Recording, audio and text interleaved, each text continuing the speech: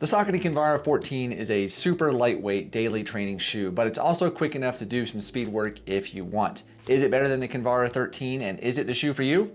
Let's find out. Well, hey, what's going on, everybody? Welcome back to the channel. My name is Steven. First, I want to let you know that Saucony did send these Kinvara 14s to me to review. They're not paying me for this. They're not going to see this footage ahead of time. I'm going to tell you my complete, honest opinion, just like always. First, let's talk about the stats of the Kinvara 14. It is a neutral daily road running shoe, and as you can see, there is a lot of twist to this shoe for sure, a lot of flexibility. As for the stack height of the Kinvara 14s, it's 31 millimeters in the rear and 27 millimeters in the front for a 4 millimeter drop.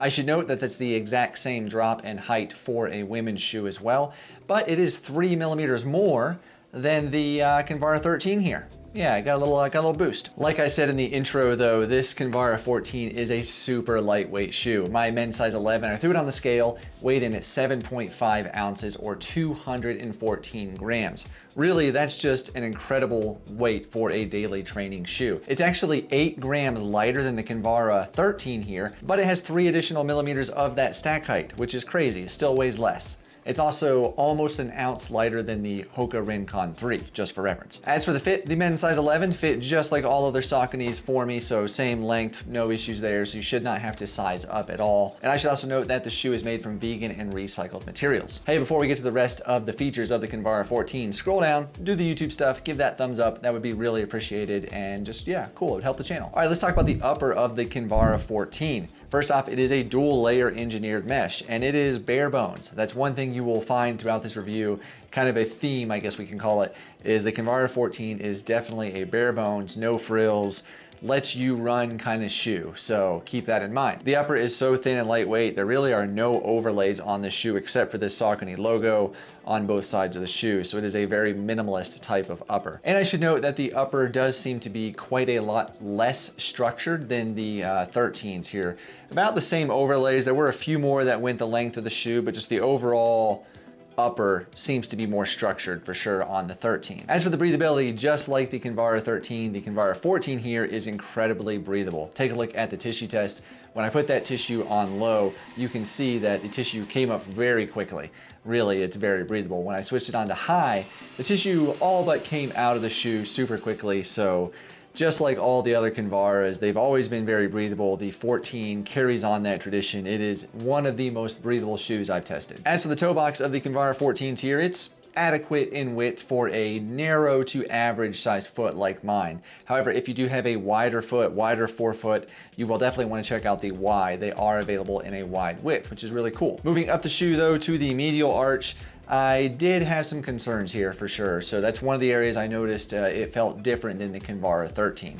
So in the 14s here, it did feel a little more narrow and kind of pinched that medial arch a little bit. However, after about 25 or so miles in the shoe, it does feel like it loosened up just a little bit. But again, keep in mind, it is available in a wide if you have a wider foot. So the tongue of the Kinvara 14 here is incredibly thin. I mean, it's basically about the same as the upper, and fun fact, it is actually form fitted to that upper. It's a part of it.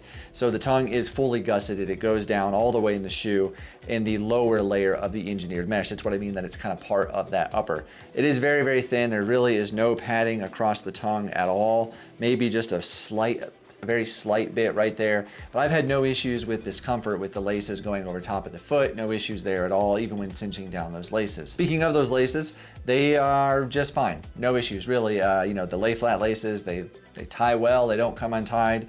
The little eyelets that they have here for the laces to go through are a little bit different than some shoes, but works out fine. I've not had any issues there. Moving around to the rear of the shoe here, the heel collar, the heel cup area, it is definitely not a plush heel collar, that is for certain. It is thinner, there is some cushioning there for sure. It feels like it might actually be just a little bit more, a little bit less cushioned than the Kinvara 13s here, just a little bit maybe. You know, it feels fine. I've not had issues with it. The heel counter as well has definitely some flexibility down low, but it gives at the top. Again, I've not had any issues with the Achilles in the back there, tightening those shoes down. I've got a pretty good lockdown once I really figured the laces out. It did take me just a little bit to get that because I did have some slippage until I figured that out. Overall, the upper of the Kinvara 14 is very breathable. It actually feels very similar to the Endorphin Pro 3. I will say though that I do have some concerns about the durability and the quality of this upper.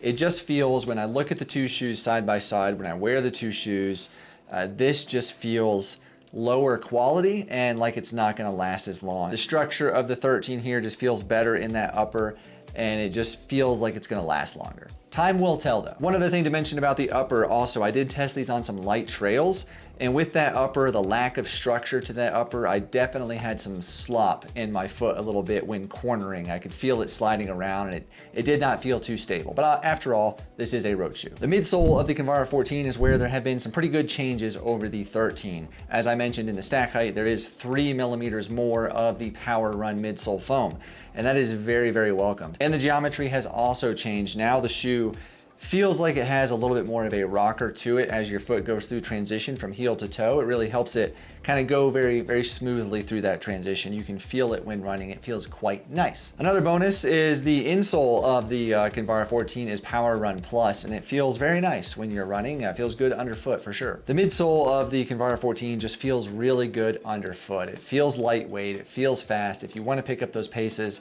you certainly can with the shoe. It's definitely more than capable of doing that. It's one thing I had issue with on the Kinvara 13. This one, I actually made note in the review that I did on this shoe, which you can see top right corner.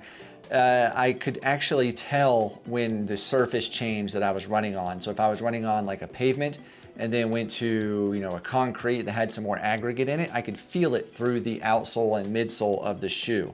I have not been able to do that with these. This is the additional 3 millimeters of stack height. That Power Run foam is very, very nice, and I've enjoyed it a lot. Overall, the midsole of the Kinvara 14 is very nice, and one that I would definitely not have issue taking on some longer runs at all. This Power Run midsole is also probably gonna last you quite a while. It's kind of known to last pretty decently. The outsole of the Kinvara 14 is mostly exposed Power Run midsole foam, that EVA, as you can see here. There are two strategically placed zones of rubber, and this is their XT900 rubber, which is quite durable. As for the grip, it does feel plenty fine on pretty much any paved surface, no issue at all. Grip was okay on trail, but obviously this is not a trail shoe, so I would not take it on trail. One area of concern though is wet wood. Like say you're going on a pressure treated bridge or a deck, it did feel, if it was wet, it did feel a little bit slippery, so be cautious there for sure. Thinking about that durability though, I am already seeing some wear to the exposed EVA sections here. And these only have like maybe 30, 35 miles on them, so not a lot, and it's already showing wear. So I would not expect, you know, this outsole to last probably more than 200, 250 miles. So not the best, but for the price, it's pretty good. Speaking of the price, that's one of the best things about the Kinvara 14.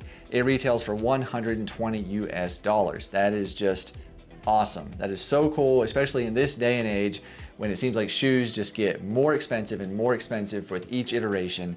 This shoe stayed the same price as the Kinvara 13, $120. So big kudos to Saucony for doing that. You got a winner there. The bottom line of the Kinvara 14 is I think this is a great option for somebody that's on a budget looking for a shoe to do those daily miles, but also wanting to go take that shoe to say maybe a half marathon race. You could probably take this to a marathon depending on your foot, but I would say safely a half marathon distance and be perfectly fine. Has really the super, super lightweight that you want in a shoe you're gonna race. Very breathable upper. That midsole foam feels good. It has a little response to it. You know, it's not the most responsive midsole foam out there, but it's certainly a more than capable shoe to take to a race if you choose to. But I wanna know what you think. Have you tried the Kinvara 14? Did you think it was better than the Kinvara 14 like I do? For the most part. But let us know below. I'm sure everybody would be happy to hear your thoughts. Well, there you have it. Hope this was helpful to you, and if it was, please scroll down and give that video a thumbs up. It really does help out a lot. Do the YouTube stuff. It helps the channel, and I would appreciate it. And if you have not already, why don't you take a look at that full review of the Kinvara 13, because you might be able to still find these on sale in a couple of places. It's on your screen there. I'll throw a playlist of the other Saucony shoes as well. Thank you all for watching. I do appreciate you, and I'll see you in the next one.